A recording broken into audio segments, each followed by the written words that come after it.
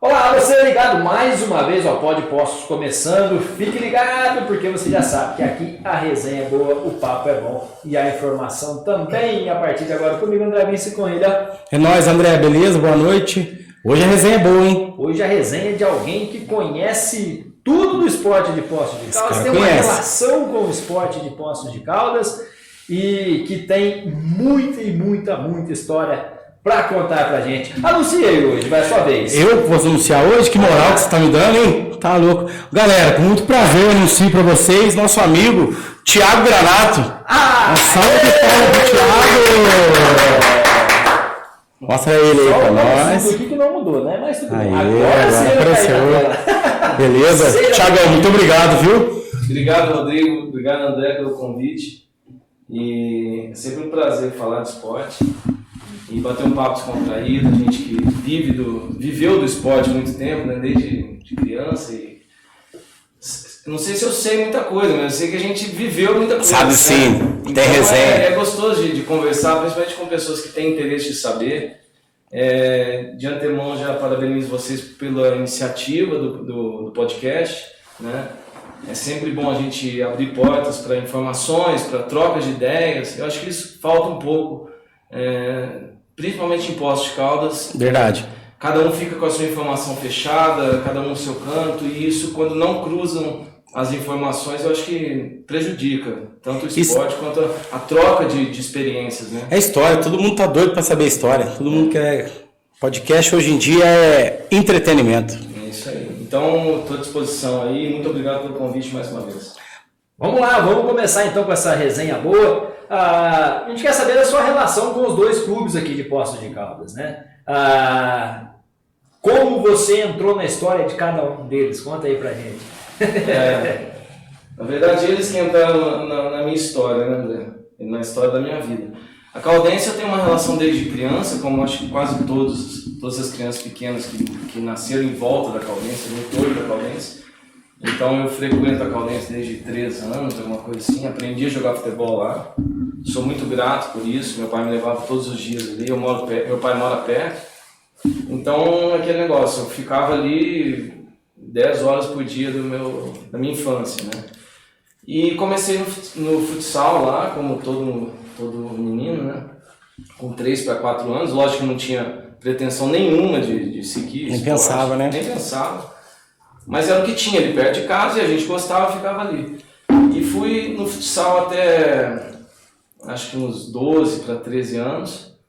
E entre 10 e 12 anos eu comecei a mesclar já com o futebol de campo, com as escolinhas, né? Na época do futsal eu fiz a escolinha inteira não era a escolinha? Mané da Pinta. Do Mané da Pinta, né? Quando fala da Caldense de futsal... Eu chamava escolinha. E por isso que eu falo de gratidão. Eu sou muito grato ao seu Mané. Ele tinha muita paciência para nos ensinar.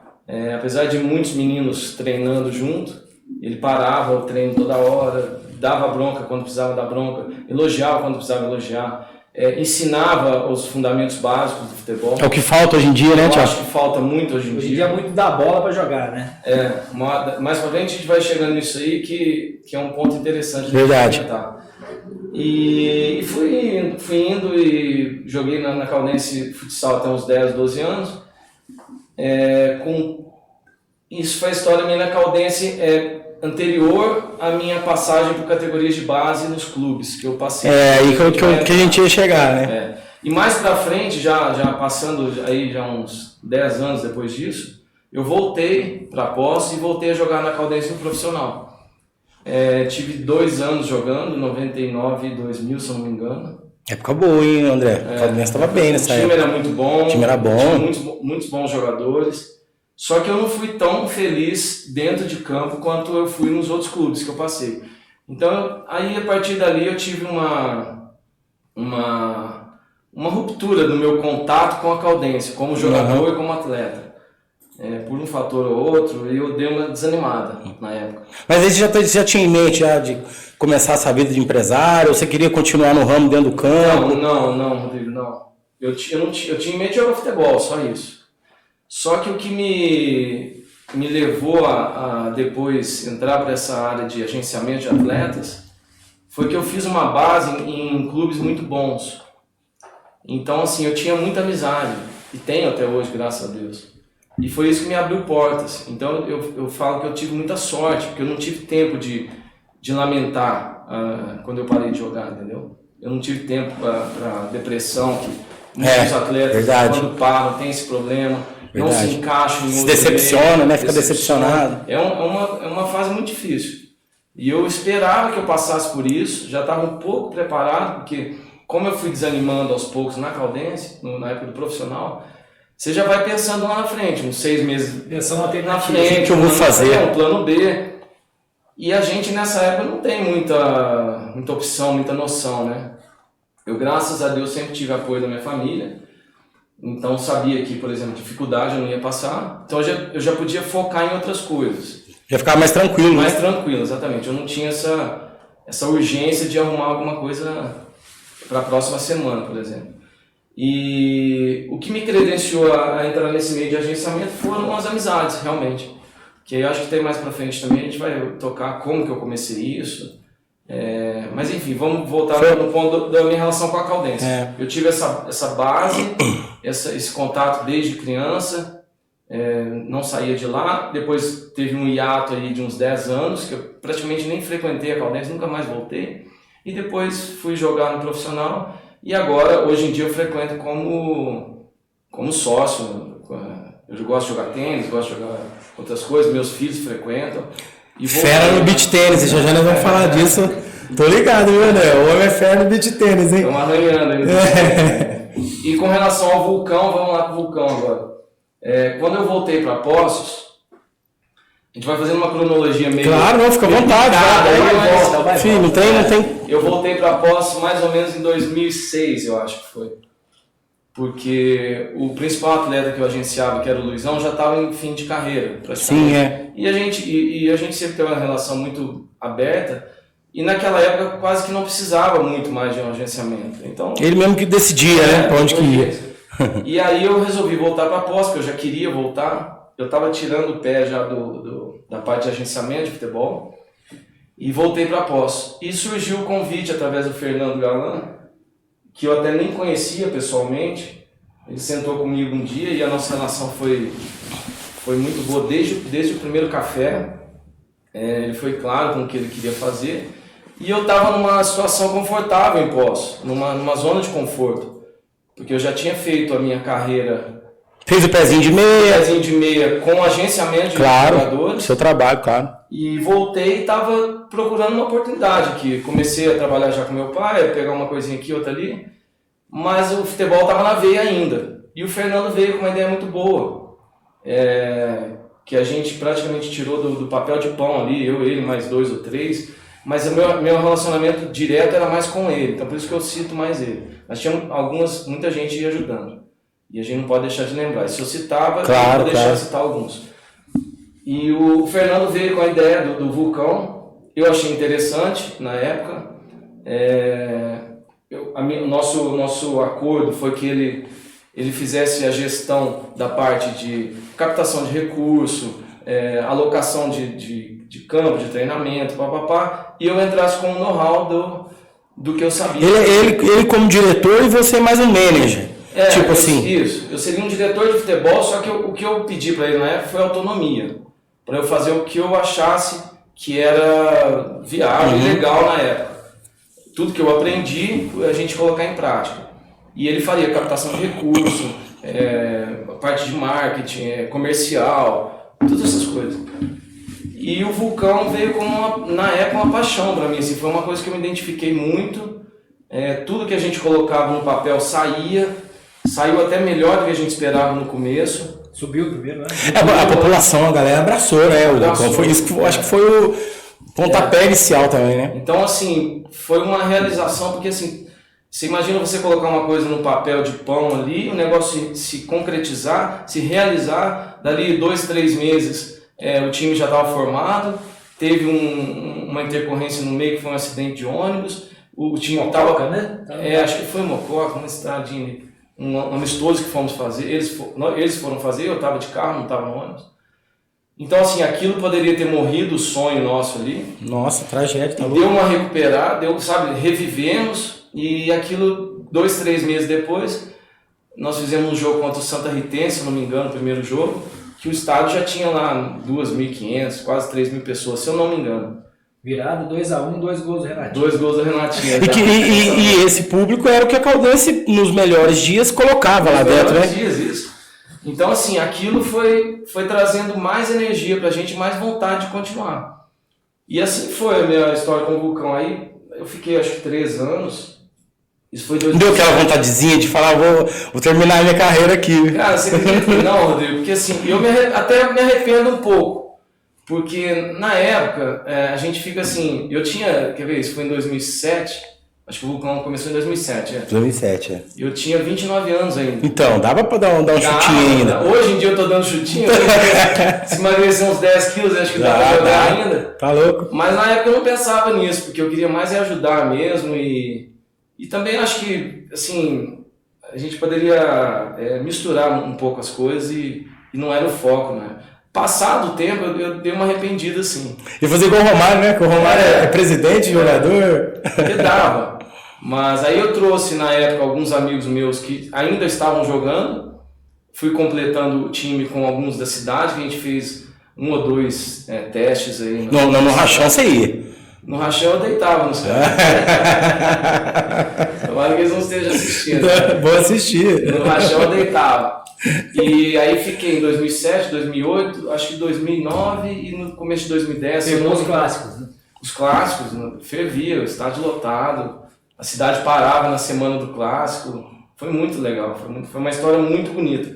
E sempre me perguntam isso assim, de que o Vulcão não deu certo. E aquela história, eu acho igual ao casamento, né? A gente, né, você já deve ter ouvido falar. O Vulcão, enquanto eu estava lá, deu certo com a gente. Só que nós ficamos a um ponto do acesso no último ano. Verdade. Que era onde daria um fôlego financeiro. E passado aquele jogo, que se não me engano foi em Nova Lima, alguma coisa assim. Não, em Divinópolis. Que a gente teve um jogo aqui contra o RT em casa. Tava ganhando o jogo. Que acho que até o Zezito era o treinador da URT. Eles brincam, os amigos em comum falam que o Zezito até tinha trazido as malas já para ficar, porque o RT estava brigando para cair, estava quase se perder. Não ia nem voltar, né? Não ia voltar para Patos, né? Enfim, aquele jogo teve uma outra história, viraram, perdemos o jogo e fomos para Divinópolis precisando ganhar. Nossa, e longe, hein? E longe. E empatamos e aquilo deu um balde de água fria, porque a gente já contava com a receita da federação para o próximo ano. E aí o Fernando sentou comigo e falou, Thiagão, o que eu tinha para investir no Vulcão já deu o meu limite, tal. Você quer continuar? Você quer pegar? Eu falei, não, Fernando, nós entramos juntos e vamos sair juntos. E até ali foi uma história perfeita. Para mim foi muito valioso, eu lembro com carinho até hoje. Nós não deixamos um passivo, se eu não me engano. Tem uma ação, talvez, de um menino que se machucou no ônibus na época, que aquilo se arrastou durante anos. E era uma coisa que não dava para resolver, porque o menino, talvez, acho que não, se eu não me engano, ele não queria resolver na hora, ele queria estender. Uhum. E aí, quando nós saímos, parece que foi o único passivo que ficou, se eu não me engano. E ali acabou a minha história com o Vulcão. E é o que a gente falou, o Alessandro Gaiga teve aqui, ele que agora é o presidente, né? Que a gente fala da falta de apoio, né? Da falta de empresário, de outro pessoal da cidade dar esse apoio, né? E aí, quem está envolvido se afoga, né? Não quer continuar. Porque futebol é caro. É caro.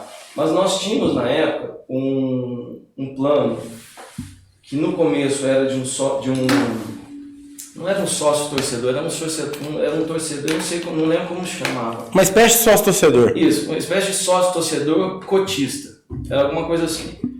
Só que eu sempre tive a ideia, e eu sempre falei com as pessoas mais próximas, que o futebol não se toca com ajuda. Não adianta. Você pode tocar um time com ajuda, parceiro. 1 ano, 2 anos, 3 anos. Você só vai adiar o teu problema. Porque assim, quando montamos o Vulcão, nós tínhamos muita ajuda. Um emprestava o ônibus, outro emprestava a lavanderia, outro emprestava... Isso no final a gente sabia que não dava muito certo. O Fernando foi eliminando essas ajudas e absorvendo os custos. e também as receitas. Então, assim, a gente tinha a receita, por isso que eu falei que foi melhor do que a gente esperava. As receitas foram mais altas do que a gente esperava. A gente não esperava. A 3, 4 mil a gente tinha pretensão, só que não no primeiros 6 meses botar 3, 4 mil pessoas. Claro. Camisa vendia que o Oswaldo Baduzon, um dia vocês estiveram com ele, eu procurei o Oswaldo a primeira vez. Tinha muito na cidade, né? Espalhados. Para todo lado. Verdade. Não dava conta de fazer camisa de um jeito, do outro, do Quati, do outro vendia tudo. Então, assim, isso a receita eu acho que ajudou. Eu não lembro dos números exatos da contabilidade, mas enfim, a receita ajudou bastante. Só que essa parte que eu falo de ajudas, e aí entra no que você está tocando, que os empresários podem ajudar ou não. Podem, mas não é o caminho, né, para uma longevidade do clube, seja do clube, do time. Não dá pra buraco. Não dá pra buraco. Isso, Porque uma hora, se esse cara que está te ajudando resolver não te ajudar mais, você não pode cobrar. Verdade. Tem que ser tudo no contratinho, né? Ele pode passar por uma dor de barriga ou outra e falar, não posso ajudar mais. Esse mês não dá. Esse mês não dá. Então, assim, o negócio tem que... E a gente tinha esse projeto de sócio cotista, e depois do sócio cotista a gente lançou um projeto de venda de cotas efetivamente, que até veio um pessoal de São Paulo, compraram as cotas, começaram a ajudar, só que a gente entrou num outro problema, que era assim, vou citar um número que eu também não lembro exato. O Fernando detinha 80% das cotas e os caras 20%. E eles eram 10 caras que tinham 2% cada um, por exemplo. Ou seja, o rateio dos custos era 80% do Fernando, 20% para eles. A princípio era um bom negócio porque assim, era uma porta de entrada para São Paulo e para que os caras, depois disso, começassem a investir mais, comprar mais cotas. E era um chamariz para que eles vissem. Nós trouxemos todos eles aqui, eles viram a estrutura, eles já me conheciam. Então foi assim, foi uma soma de fatores. Credibilidade, local, o Fernando na presidência, o projeto, a estrutura. O sucesso imediato. A visualização. A torcida abraçou, a cidade abraçou. As camisetas vendidas, tudo. Foi um conjunto. Conjunto, verdade. Beleza, até aí tudo bem. A partir do momento que o time começou a dar uma patinada, aí você entra numa faca de dois gumes, que fica assim, a opinião de um que tem 80% tem quase o mesmo valor dos outros 10%. Então são 10 opiniões, mais um e eu do lado do Fernando, por exemplo. Então a gente começou a ter alguns embates. Embates do tipo, tem que trocar o treinador no próximo jogo. Eu falei, não sou a favor. Porque tá vindo bem até agora. E eu tenho uma ideia que o treinador tem que ter uma longevidade. É lógico que se fizer muita cagada, muita besteira, verdade. você é obrigado, você vai trocar, falou. Você vai ser bobo de ficar batendo ali. E tem treinador que faz muito, mas não era o caso. Então a gente começou a entrar em alguns atritos, alguns embates, até que o Fernando no fim resolveu assumir os 100% das cotas, falou, por causa de 20% eu não vou. E aí foi indo, então assim, esse era o sistema de venda de cotas. E no final, aí sim, acabou não dando tão certo quanto a gente esperava. E o que ia fazer a gente sobreviver e a gente continuar no projeto, eu principalmente, era que entrasse um recurso da federação no outro ano. Era o acesso. O acesso. Grana, né? Grana. Acesso e grana. E depois que acabou o Vulcão, como é que foi sua trajetória a partir dali? Então, aí o futebol eu já estava um pouco tirando o pé do acelerador, na verdade. Quando eu voltei para a pós, eu já tinha tirado o pé do acelerador. Dá uma desgastada também, né, Thiago? Muito problema, muita coisa. Cara, eu assim, eu vou voltar um pouco na minha história como agenciamento, então, para voltar naquilo que você perguntou. Quando eu parei de jogar, isso foi em 2001, eu acho. Depois do Campeonato Mineiro 2000, se eu não me engano. Eu estava meio sem ter uma atividade principal, né? E assim, uma definição do que eu queria fazer. Aí eu fui fazer vestibular em São Paulo, passei na SPM e comecei a estudar administração. Voltei para São Paulo, eu morei lá há muitos anos. Quando eu estava em São Paulo, o Luizão estava no Corinthians. E a gente jogou junto desde o Guarani. Jogou junto no Guarani, jogou junto no Palmeiras, jogou junto em Corunha. Ele sempre uns 10 mil degraus acima meu, mas a gente sempre acompanhando juntos. E a nossa vida teve uma sequência, parece coisa de Deus, mas fomos juntos. E ele estava no Corinthians com muita moral, E eu estudando. Então eu estudava à noite, no começo, no período da manhã, ficava na casa, ia ver treino à tarde, ficava na casa dele à noite. Churrasco, cervejinha, aquelas coisas. A partir de isso foi em 2001, começo de 2001. No meio de 2001, ele me chamou e falou assim: vem cá, você não quer ser meu empresário? E eu tinha na época 23 anos. Eu falei, caralho, o cara é capitão do Corinthians, titular da seleção. Ele já tinha moral, né? Quando o Ronaldo não vinha, ele era titular da seleção brasileira. Não, Thiago, eu vim aqui pra falar que é o seguinte, eu já arrumei muito rolo por causa do Luizão com meus amigos. Porque, André, pra mim, depois do fenômeno aqui no Brasil, não teve com o Luizão. Pode falar de Adriano, pode falar quem for. Mas pra mim, o Sapo, se for falar de título, nenhum centroavante tem mais que o Luizão. Nenhum. Ele teve uma sequência, assim, impressionante. Realmente. Foi Palmeiras, foi Guarani, foi o Corinthians, né? Vasco. Nos times, eu costumo dizer que ele parando, que ele ganhou a Libertadores no São Paulo. Ele parando de jogar. Ganhou a Copa do Brasil também. Brasil no Flamengo. E você lembra que o Guarani tinha Luizão, Djalminha e Amoroso. Amoroso, Foi nessa época que você estava lá? Nessa época. Aí eu vou vindo, então... Vai chegar lá. Vamos voltar, já que eu já emendo na minha história de agenciamento. Eu comecei falei que eu joguei na Caldense até os 10, 12 anos no salão, e de 10 a 12 fui conciliando com o campo, e fui fazer um teste no Guarani em 91. Em 91 eu tinha 13 anos, 13 para 14, antes de eu completar 14. E passei no teste, eu falo que foi o único teste que eu fiz na vida, graças a Deus. E foi mesmo. Porque a partir daí eu não fiz mais nenhum teste. E a base do Guarani... É o teste que te abriu porta para a tua profissão de resto da vida. E assim, a base do Guarani era a melhor base do Brasil na época, não tinha. Então assim, de lá, aí eu fiquei 5 anos no Guarani, de 91 a 96. No ano de 95, dois treinadores nossos, o seu Pulpo Jimenez e o Roberto Moreno, foram para o Corinthians. Aí eles me levaram para o Corinthians. Eu fiquei 1 ano lá e voltei. Só que quando eu voltei já não era mais o pessoal que eu estava acostumado e acabei saindo. Então eu fiquei no Guarani de 91 a 96 com esse ato de 1 ano no Corinthians, emprestado. Emprestado, entre aspas, né? Cedido. E a base do Guarani formou muita gente boa. Da minha época, vem dos mais velhos. Amoroso, Alberto Valentim, Júlio César, Luizão. Aí vem muita gente.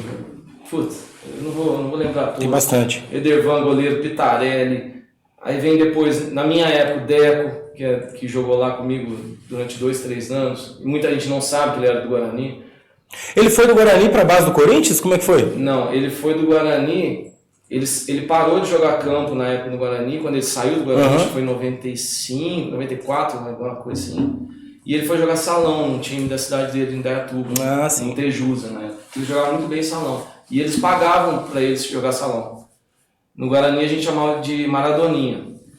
Então aí vem Deco, aí na minha época tinha muita gente, tinha Martinez... Dos famosos, tô falando. Que tem muita gente que tão bem quanto e que ninguém... Não estourou, né? Não estourou, saber. Mas assim, aí tem Martinez, Edu Dracena, Elano, Renato dos Santos.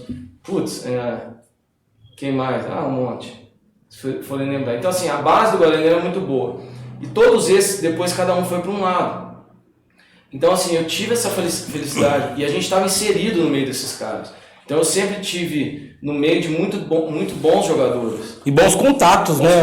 E assim, a régua era altíssima. Quando eu fui pro Corinthians em 95, o nosso time era aquele time de Renato, goleiro. Ronaldo, né? Não, Renato. Renato Cabeçudo. Ele que arrumou uma briga um dia no Morumbi, atrás do Rock Júnior. Pulou no turno, né? Renato, o palmeirense ali lembra. Aí vinha volta a dizer, dos que vingaram, né? Edu Gaspar, Fernando Baiano, Everton, Andrezinho, putz, um monte de gente. Gil. Kleber, lateral. Gil já é mais novo, eu não joguei com ele. Kleber, lateral. O Gil veio depois dessa leva. Então, assim, a régua era muito alta. E eu sempre jogando e sempre acostumado com disputa de títulos e tal. E o Guarani me trouxe essa base muito boa, seja de amizade, seja base técnica, base física. Cara, eu sou muito grato ao Guarani. E foi o primeiro teste que eu fiz, porque a partir dali eu fui pro Corinthians, voltei pro Guarani, não deu certo, fui pro Palmeiras, Porque o Luizão eles tinham acabado de vender, Luizão e Você viu que tá ruim o caminho do Thiago, né? O caminho fraco que ele fez, assim. Também, Pô. Depois eu conto uma história. Teve um deslize no caminho, foi uma passagem pelo Corinthians, mas de Ele sabia, eu conto uma história, vocês tá demorando. Aí eu cheguei no Palmeiras em 96, no auge da Parmalat. Aquele time histórico do Palmeiras. Também indicado, enfim, não precisei fazer teste, nada. E a gente jogava no aspirante, né? Era mistura dos juniores com o profissional. Então a gente disputava o Campeonato Paulista de juniores e todo jogo do profissional, não sei se vocês lembram, tinha um aspirante. Antes, Então eram clássicos assim, era da hora. Memoráveis. A gente pegava São Paulo, e já pegava a casa cheia, né? Esperando. Cheia, chegando já chegava pra assistir. Show de bola. E aí fiquei no Palmeiras 96, 97. No fim de 97, no meio de 97, eles venderam Djalma e Luizão pro La Corunha. Num ano antes eles tinham vendido Flávio e Rivaldo já. E depois, mais pra frente, eu vou chegar nesse ponto também. Tinha Miller também, né? O time de 96 era o time do Palmeiras todo, 96, veio pra seleção. Todo. O time do Palmeiras 96, eu vou contar uma história aqui rapidinho. A gente fazia treino contra eles. Então, assim, tinha o titular, tinha o reserva e tínhamos nós, os aspirantes e os juniores. Um dia a gente foi fazer um treino no Parque Antártica, o pessoal dá risada disso, mas é verdade. O nosso goleiro era o Marcão, o goleiro, o Marcos. Sim. O zagueiro nosso era o Roque Júnior, lateral era o Denis, que jogou aqui no Cuca. Começando, todo mundo começando, né? E assim, aí você pegava o time de cima, o coletivo contra eles, vinha Veloso, Cafu, Sandro, Clebão e Júnior. Nossa Senhora. Flávio Conceição, Amaral, Rivaldo e Djalma. Miller e Luizão. Olha que time. Só. André, Rodrigo, você entrava no Parque Antártico fazer o coletivo, você não via a bola. E assim, sabe quando você tá... Mas assim, você tem um time principal desse, você faz subir o nível da molecada também. Faz, só que... Porque, pô, só que também podia subir o que for. Pode subir o que for, que não achava a bola. E a gente, isso era antes do Campeonato Paulista. Você jogava de meia? Meia esquerda. Meia. Tomar uma chegada do Clebão no auge, hein? Não dava nem tempo, não pegava a bola. Né? Mas tinha uns embates. Flávio Conceição jogando era um absurdo. Sacanagem, ele era. Absurdo. A gente tinha que marcar eles. E aí a gente chegava nesse coletivo, começar. Isso foi, eu estava dizendo, isso foi antes do Campeonato Paulista começar. Então quando a gente ia treinar contra esses caras, o coletivo ficava 5, 6 a 0. Eu falei, caramba, não é possível, cara. E a gente vem que jeito que achava. Você não tinha muita noção do que... Porque o Luizão e o Djalma vieram comigo, eu vim com eles do Guarani. Então assim, já está acostumado a jogar. Juninho, lateral, veio do Vitória da Bahia, era desse tamanho aqui, ninguém conhecia. Esquisito. O Roberto Carlos tinha acabado de sair, né? Tinha acabado de sair, Aí você falava assim, caramba, não é possível. Então, assim, a bola rodava de Cafu para Flávio Conceição, o Flávio dominava no peito aqui, dava com a direita pro Júnior. Júnior ia pra lá, voltava no Flávio, ele dominava aqui, dava com a esquerda pro Cafu, que já tava... Você não via a bola. Bobinho, né? Assim. E tinha 4 descansando ali no meio, Rivaldo, Djalma, Miller e Luizão. Quando chegava ali, era 2, 3 toques. Aí nós chegamos um dia depois de um desses coletivos, no vestiário do Parque Antártico, eles tocavam no principal, a gente tomava banho no outro. E o do Parque Antártico tinha vários chuveiros assim, e o Marcão, o goleiro, sempre foi muito piadista, muito... Brincalhão, né? Muito brincalhão. Todo mundo tava meio cabisbaixo assim depois do treino, acho que a gente tinha tomado 5 ou 6 no treino. Aí ele olhou assim pra todo mundo tomando banho e falou assim, gente, nós somos ruins demais, gente, pelo amor de Deus, os caras são bons demais. Tô no taco, né? Já quebrava o gelo, né? E depois a história foi mostrar quem eram todos que estavam ali no time do Palmeiras. Né? Então assim, eu vim sempre com o teto aqui, ó. E a gente na época não tinha muito contato não tinha nada de internet, não. Então assim, você sabia o que estava acontecendo pelos times do lado ali. Mas você não sabia que o nível, depois de 2 ou 3 anos, ia baixar. Que se você... Eu não sabia, né? 2 ou 3 anos não, minto, mas depois de 2000 ali. Depois que eu parei, eu falo, 2 ou 3 anos depois de eu ter parado. O nível deu uma caída gigantesca. E aí quem tava surfando na categoria de base... a Parmalat, né? Depois que acabou a Parmalat, o Palmeiras deu uma... Mas tanto o Palmeiras quanto, na época, o Corinthians era um time muito bom também. O São Paulo tinha time muito bom. São Paulo tinha Dodô, França, Edmilson, Belete. A gente jogava contra esses caras todos, no Fabiano Costa. Putz, era um timaço. O Gordon. Aí vinha o Fábio Aurélio. o Botafogo tinha Dejair, tinha Valdo, Túlio, Donizete. Túlio foi um pouquinho mais. Era essa turma aí, mais ou menos. Então, pra onde você olhava, tinha gente boa.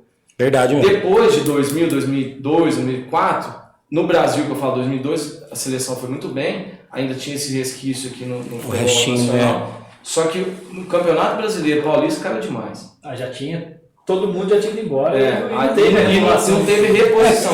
E começou a época da Europa vir e pegar, né? Tipo, e o que a gente fala não tinha tanto. no meio assim é que não teve a reposição para colocar. Porque nesse período, se vocês forem lembrar, foi exatamente onde começou a Lei Pelé. Que a gente que trabalha no meio acha que foi um divisor de águas assim. Se para o atleta, por um lado, foi bom, por outro, os clubes tiveram que antecipar o lançamento dos meninos. Então, assim, na minha época, como que funcionava? Você tinha um contrato amador com os times, você tinha que ficar no clube até os 20 anos. Você não tinha escolha, a não ser que eles te mandassem embora, ou você entrasse com um acordo, quero ir embora, não estou servindo, alguma coisa. Se eles te quisessem, você era obrigado a ficar no clube até os 20 anos. Isso o que dava para o clube? Dava uma tranquilidade para ele poder te formar. Eu falei que eu cheguei no Guarani de 12 para 13 anos, se eu tivesse ficado no Guarani, mas como eu fiquei no Corinthians, Palmeiras, ficou pulando, né? Pra mim me deu igual, porque assim, eu fiz uma base muito boa. Eu tive dos 13 aos 20 anos para aprender a tocar, dominar, cabecear, papapá. Com a entrada da Lei Pelé, que foi mais ou menos, eu não lembro o ano exato, mas mais ou menos nessa época, o que acontecia? Os clubes com os atletas tinham que ter a definição aos 16 anos. Fazer o contrato profissional, ou liberar, ou o menino estava livre. Eles começaram a sair num ritmo tão frenético, com medo de perder os atletas, fazer contrato com todo mundo com 16 anos. Então você imagina, no primeiro ano faz um contrato com 30 jogadores, 25, 16 anos. O que acontece? O primeiro fator, onera para o clube. Você já tem 30, 25 contratos para pagar. Claro. No segundo ano são 30 mais 30 que já vem, são 60. No quarto ano, quando esse menino está com 20 anos, são 240, 6 vezes 40, né? Mais ou menos, sei lá. Mas enfim. E aí. Ficou tudo nas custas do clube, né? 30 anos por 30 contratos por ano, 4 anos, 120 contratos. 120 carteiras para pagar. Quando você tem 120 olerites pesados para pagar, você tem que o quê? Antecipar o lançamento desse menino. Fala assim, eu tô pagando pro Rodrigo já faz uns 2 meses, bota para jogar logo. Tem que vender ele logo. Só que quando ele te botar para jogar com 17, 18 anos, você tá cru. Verdade. Você não tem condições de jogar. Então aí foi atropelando as coisas. E aí no final, ao cabo de 4, 5 anos, o clube se via com uma folha de pagamento gigantesca, não tendo onde pôr esses meninos. Os meninos estavam cru, nenhum time queria, ou a não ser os fenômenos da vida aí, Neymar, claro, mas a gente já nasceram, né? Mas a gente está comentando sobre 99% dos outros jogadores, não sobre os fenômenos. E aí foi faltando base para reposição, que é isso que a gente falou. Aí o que aconteceu? Todo mundo que tinha o mínimo de condição nadou de braçada e surfou na onda dos clubes grandes aí e jogou todo mundo. Thiago, e o teu trabalho como empresário? Você falou do Luizão, teve outros, vamos dizer assim, famosos. E como é que é? Como é que tá hoje a tua relação com sendo um empresário de futebol? Se você está com atleta no mercado, como é que é? Praticamente parado, porque quando eu voltei para a Posse, eu já fui tirando o pé do acelerador. Na época do Vulcão eu ainda trabalhei com alguma coisa ou outra. Estando aqui em Poços, meu tempo é dedicado 98% às minhas atividades particulares, que é a fazenda que eu toco. E aí você vai deixando de ter contato com o futebol, né? Porque o que faz o negócio de futebol é mesa de bar, mesa de restaurante, tá em São Paulo. Reuniões, né? Churrasco. Exato, é isso que faz. É muito difícil você, a não ser que eu tenha uma joia rara na mão e ligue pro cara e fale, tem um menino aqui, um Pelé aqui, o cara vem atrás. Mas foi uma decisão minha, sabe?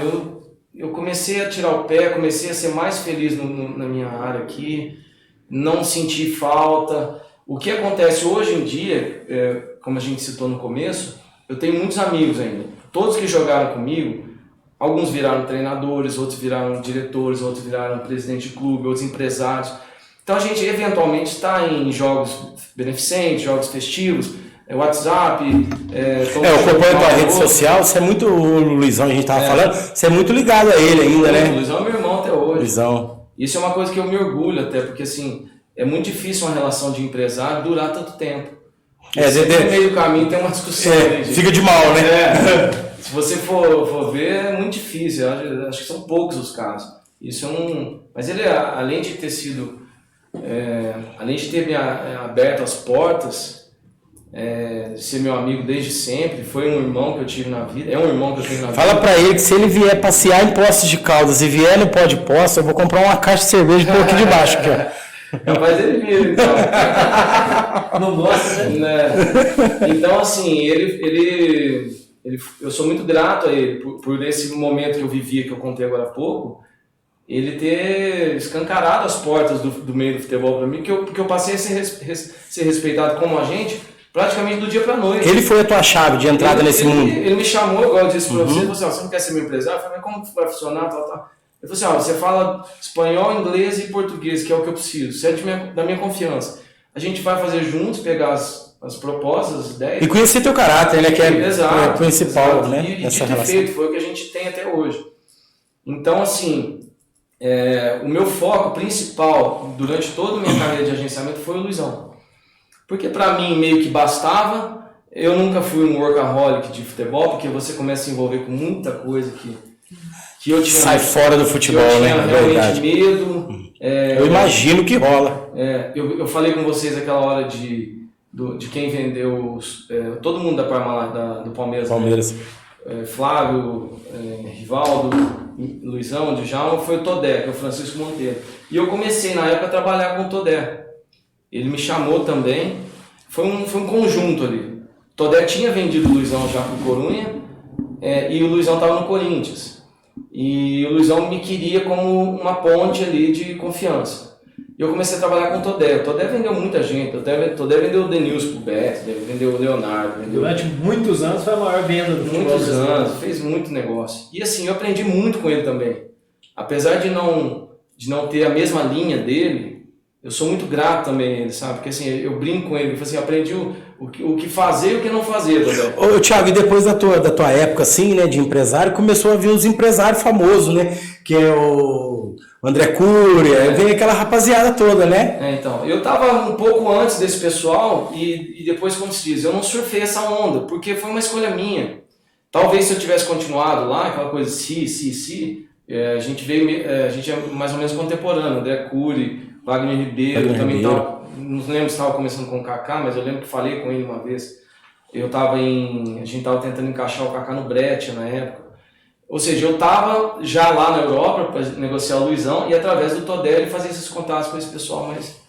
E eles explodiram, né? Então, assim, o futebol dá essas oportunidades.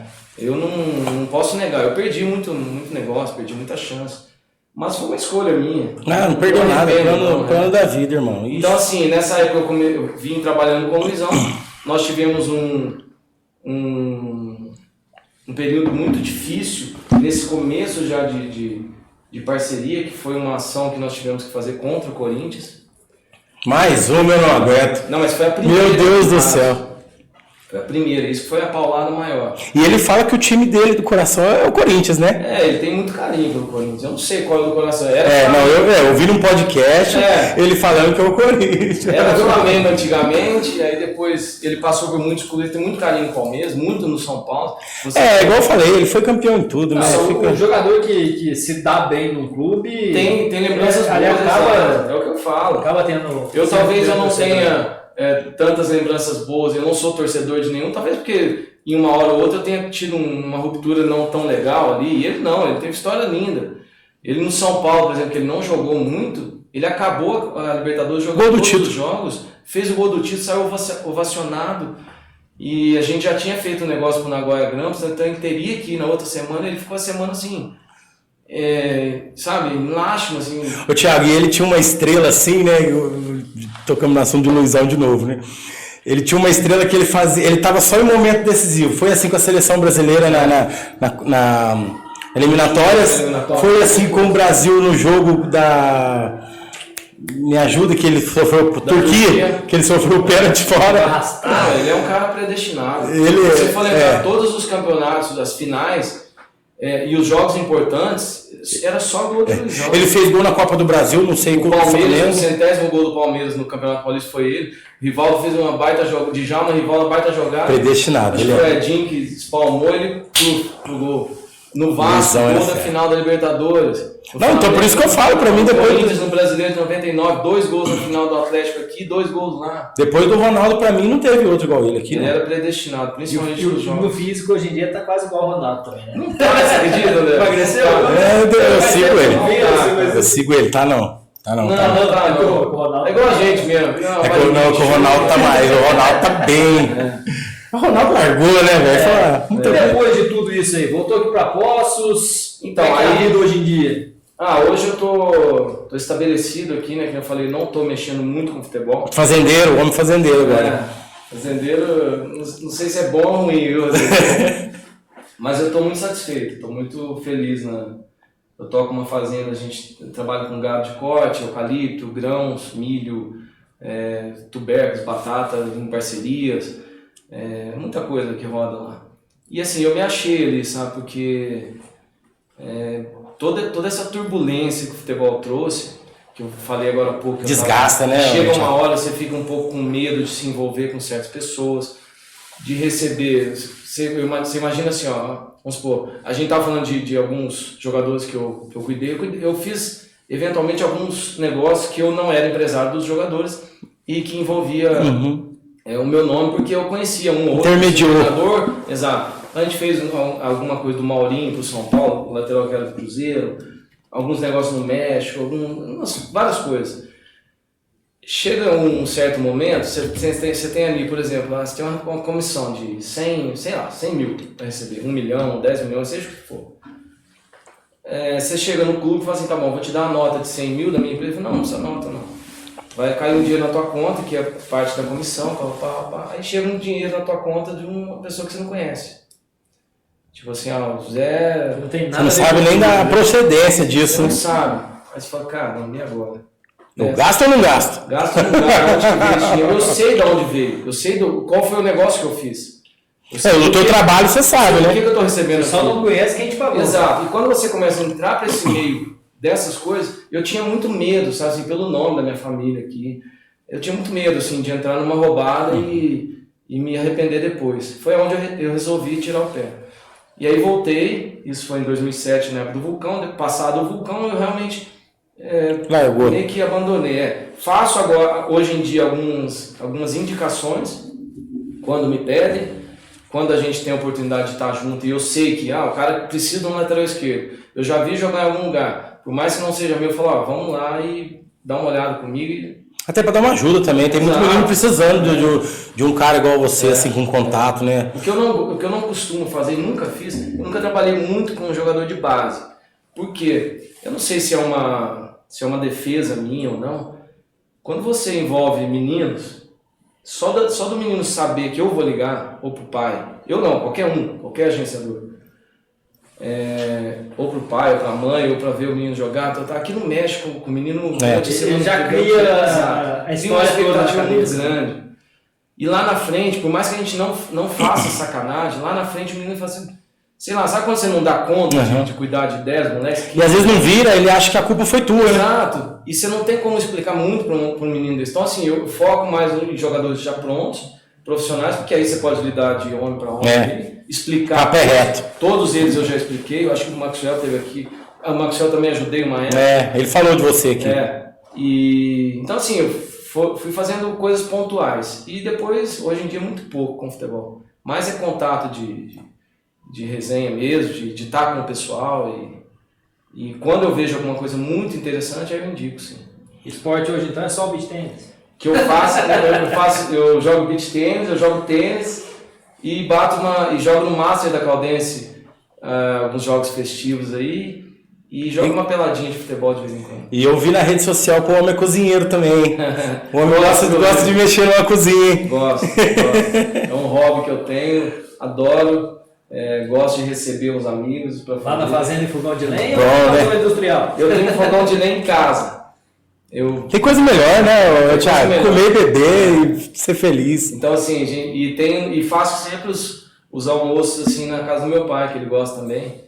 E eu adoro fazer, adoro receber. É bom, reúne a família, né? Não tem coisa melhor. Me distrai, sabe? Só não gosto de fazer comercialmente. Já me falaram, abre um restaurante, eu fico, não mexe com isso não. É um prazer. Quando eu tiver com disposição e quando tiver com vontade, eu faço. Muita dor de cabeça. Mas assim, pegando o gancho, já fala um pouco do beach tênis, que eu vi que você gosta muito, né? Você chegou a disputar alguns campeonatos. Seus filhos jogam também, né? Meu filho mais velho, o Lucas, joga. Pode falar pra gente um pouco. Quando eu parei de jogar futebol, o esporte que mais me encanta é o tênis. Aí eu vim jogando tênis durante muitos anos. E agora há uns 3, 4 anos aqui, 3 anos, acho que aqui em Poços, apareceu o beach tênis. A gente já sabia de outros lugares, mas... E para quem está no tênis, pro beach tênis é um caminho andado. Apesar que depois que você vai aprofundando nos níveis, você vai vendo que tem várias coisas diferentes. Então, já vira esporte olímpico. Você vê que uma coisa é uma coisa, outra coisa é outra coisa. No começo, para brincar, tá tudo certo. Depois você vai encarando e assim, é outra coisa que me fez apaixonar, porque assim, eu jogo praticamente todos os dias, a gente disputa muitos campeonatos, o nível dos campeonatos está muito alto, tá beirando ali, quem joga aqui em Poços, São João, em campeonatos de alto nível, pode jogar num campeonato sul-americano, mundial. E começa a dar visibilidade assim, já tá na Olimpíada, né? Com certeza. Aí eu acho que envolve alguns fatores com relação à expansão desse esporte no mundo. Eu não sei. Tem que ter uma proporção. É um esporte, assim, prioritariamente calor, apesar que o vôlei de praia também está na Olimpíada. Então, assim, eu não sei qual é o processo que eles fazem. Mas eu acho que depois que colocaram breaking dance em Olimpíada... Não, é brincadeira isso aí. Eu acho que como é que fala? Uma vantagem do beach tênis é que ele pertence à Federação de Tênis e que tem uma certa força, né? Tem uma voz ativa assim. Então, vamos esperar. É muito organizado. É muito organizado. E o meu filho mais velho, Luca, tá jogando belezinha, tá disputando campeonatos também, já o meu é o Lucas. Lucas. É uma paixão também, é mais hobby hoje, né? Eu brinco assim, a gente joga campeonatos, disputa campeonatos, eventualmente ganha um ou outro, mas mais hobby. Não tem quem sempre praticou esporte adora uma disputa. Né? Como você se deu bem no beach tennis, o campeonato vai estar sempre disputando. Porque a gente sente falta não só da competição, mas assim, do dia a dia do esporte, de gastar aquela energia, né? Então, seja na corrida, no beach tênis, no tênis, onde eu for. sinto muita falta, mas meu corpo não me permite. Ih, já começou. É bem complicado, tem várias lesões. Puxa pra trás, não é mesmo? São muitas. Eu tô dando chutinho ainda, viu? Tá. Tô. Trabalhar com dor é muito difícil. Eu chute Você tem jogado no sofá. Quando tem tempo, né, a gente tenta, mas até o Max joga mais que o Max. Tá louco, muito mais. Tem uma velada muito boa de sexta-feira no Vulcão, o dia que você estiver disponível. Aí, ó. Vamos também, leva o André também. Diz que era zagueiro e tudo mais. Vamos lá. Eu joguei no seu rival, na base da Ponte Preta. Jogou na Ponte Preta? Que legal. Em 99. 99 tava por lá. Agora não tá indo nem na padaria a pé mais. Não, descer 2 quarteirões. Cansa demais. Tem que voltar, né? Fazer uma musculação aí. E a gente comentou lá no começo, né, do programa a questão, você falou aí de filho jogando, filho gosta de futebol também? Eles não são apaixonados. O meu do meio joga pro time da Caldense. Eles ganham vários campeonatos, eles jogam salões, tem 10 anos. E o mais velho jogava, chegou um período ali, que a gente chama aquele período meio chato, de 11 para 12 anos. Para adolescência. Mas não só dele, ele sempre foi muito bonzinho. Eu digo chato assim, o nível vai elevando, os meninos já começam a deixar um pouquinho de lado, tal. E ele foi dando uma desanimadinha. E aí foi muito bom que eu encaixei ele no... Primeiro eu escrevi ele no basquete da Caldense, com o Raul, que foi fundamental importância para ele, por mais que seja uma iniciação, mas a disciplina do Raul, claro. o dia a dia ali, foi muito importante pro Luca, no caso. E depois ele já encaixou no beach tennis e aí se achou. Tem o dom, realmente, joga bem, joga direitinho, joga bem. E o meu do meio joga futebol na Caldense, gosta. E o meu mais novinho ainda não se decidiu. Não, mas... Ele gosta de ir pra comer, eu brinco. Aí tem 2 questões e uma só. Você passou, sabe como era e hoje não tem. Base nos times do interior. E um assunto que, para voltar, que a gente falou lá no começo, a formação, ou a má formação que é feita hoje em dia. É complicado. Aí a gente vai longe, né? Porque assim,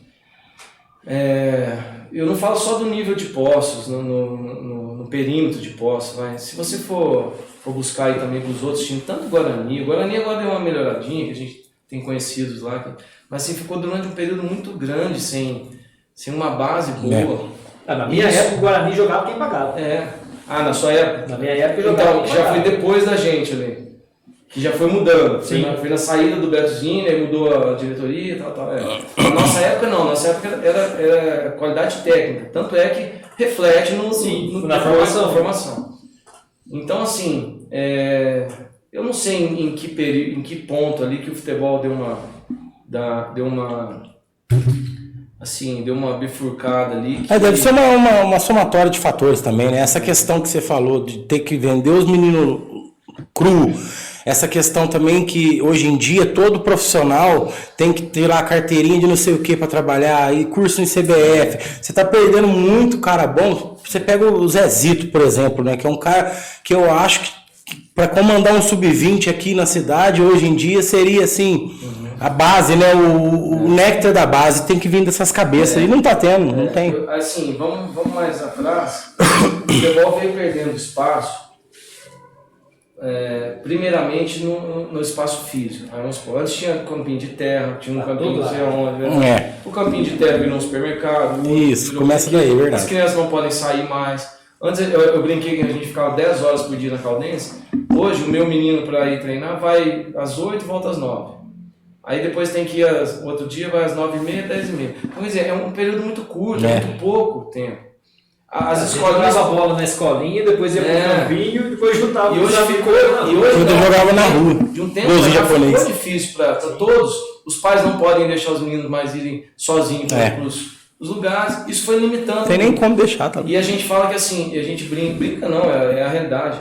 Eu acho que assim, o futebol brasileiro sempre teve muito, além da ginga, do dom, sempre foi muito promissor de talentos, porque assim, a boca do funil era muito grande. Tinha moleque jogando, a gente não tinha o que fazer, tinha que jogar bola o dia inteiro. Então quando você põe, sei lá, 1 milhão de meninos no Brasil inteiro por ano, da mesma idade, sei lá, fazer uma conta boa, para sair lá 10 ou 15, que ainda é muito, você tem 1 milhão para sair 15. Quando você começa a diminuir a boca desse funil, porque um já foi para o esporte, o outro parou, outro foi para o inglês, nesse funil que você tinha 1 milhão, você tem 100 mil. Para sair 15, vai sair os 15 que der ali. 2, 3, o resto vai completar os 15. Então isso foi limitando muito. Junto com isso, sei lá, vem essa história da antecipação de colocar os meninos para jogar.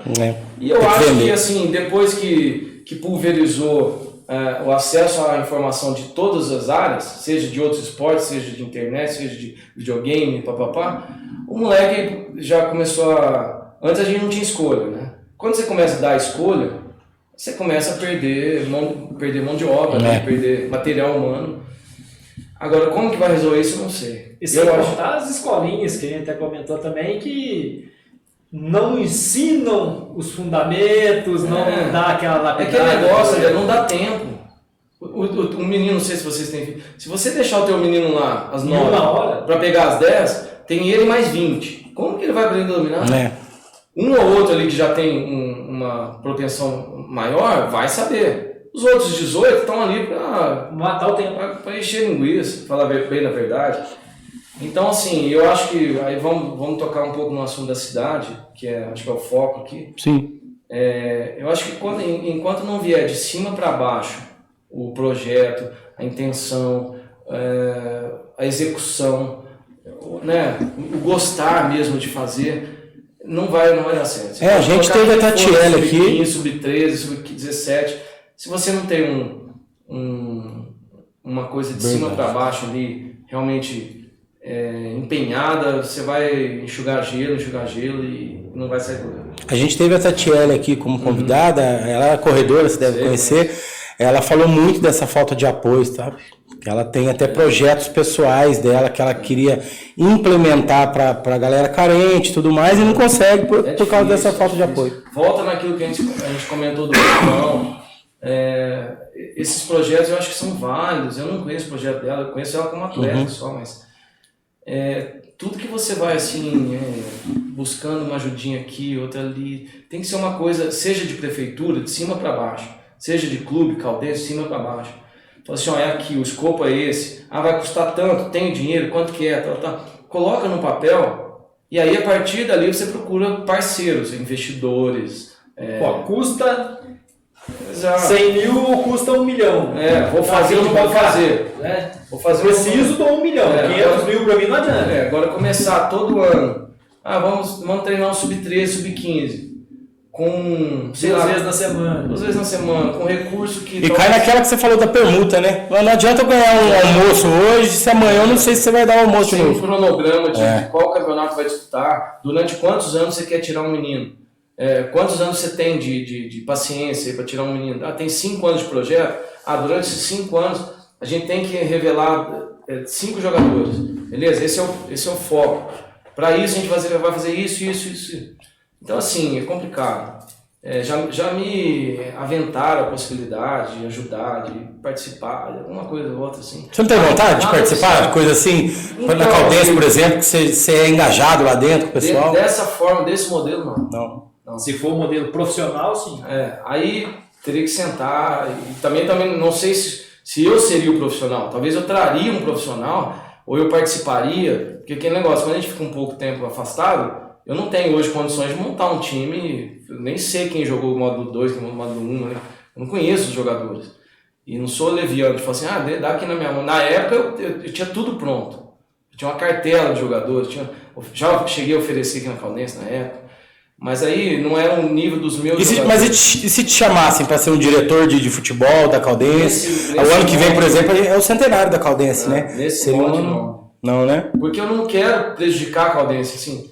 Eu vejo por um lado assim, a Caldense tem que ter igual a gente está dizendo, um projeto vindo de cima para baixo com estrutura. E não do jeito que vem se arrastando aí há 10, 15, 20 anos. Se for ver a montagem do time da Caldense e do Vulcão e de praticamente todos os times do interior, é o mesmo formato. O mesmo formato, exato. Chega na véspera da competição, vamos jogar nessa aqui. E aí é difícil tirar a estrutura é outra, o nível é outro. É isso que a gente fala. Vem de 20 anos assim, desde que eu me conheço por gente. Vai montar, comigo foi assim, vai montar em outubro para jogar em janeiro. Pega um daqui, um dali. Isso às vezes dá certo. Agora eu também tenho que pensar assim, é o que dá para fazer? Beleza. Eu vejo que tem pessoas bem intencionadas lá. Só que não já viu que não dá certo? Então tem que sentar, que seja, tirar uma licença de federação, 1 ano para fazer isso, porque é sempre nesse apuro, nesse aperto, né? Tem que fazer o time, você não tem jogador, você não tem dinheiro para investir. Eles falam, eu não sei qual que é a folha, não tenho noção faz tempo. Entre você pegar jogador de 2, 3 mil, 1.500, você vai ter que pegar o que tiver aqui perto mesmo, você não tem muito o que fazer. Aí vem uma outra questão que eu queria te fazer. Está no meio de futebol, conhece muita gente, já viu gente de todos os níveis. Muitas vezes a gente escuta aquela velha frase dos torcedores, né? Por que não pega a molecada e põe para jogar? Eu comentei, acho que foi com o Maxwell também. Não é assim. Não é assim. Você pode queimar os moleques.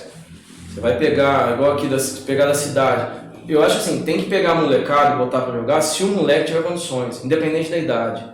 Você não pode fazer um catado aqui de posse hoje. Vamos pegar um sub-20 e vamos jogar. Mas o sub-20 daqui, tadinhos, eles tiveram qual base? Exatamente, aí é que tá. Você vai pegar os meninos, você vai jogar pros leões ali, e depois você vai te dar o argumento e falar assim, tá vendo? Botamos os meninos da cidade e o time caiu. Verdade, lógico que não vai dar certo. Eles vêm há 10, 15 anos sem ter uma base. Nem condicionamento físico tem. Eles vão jogar um amadorzão aí. Eu imagino que tenha meninos de qualidade.